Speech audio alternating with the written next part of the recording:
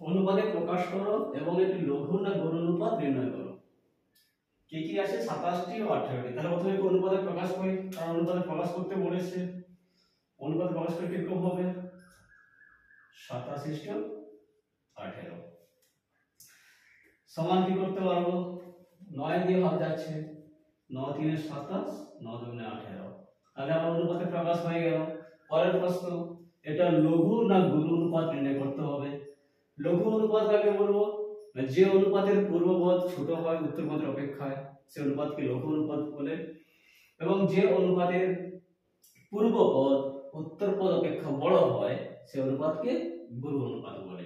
পূর্বপদ মানে এই বাম পাশের সংখ্যাটাকে পূর্বপদ নিয়ে নেব, আর অনুপাত চিহ্নের ডান পাশের সংখ্যাটা উত্তরপদ হয়।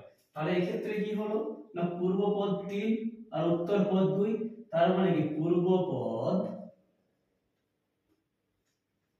is greater than উত্তরপদ। তাহলে এটা কি হবে? গুরু অনুপাত।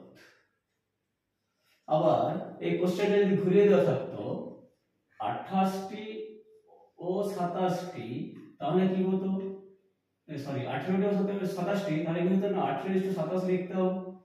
তার অনুপাত কত হতো? 2:3। তখন পূর্বপদ কি হতো? পূর্বপদ ইজ লেস দেন উত্তরপদ। তার মানে কি পূর্বপদ ছোট হতো, পূর্বপদ ছোট হলে তখন কি হতো? তখন এটা লঘু অনুপাত হতো। আশা করি মেসেজ ক্লিয়ার।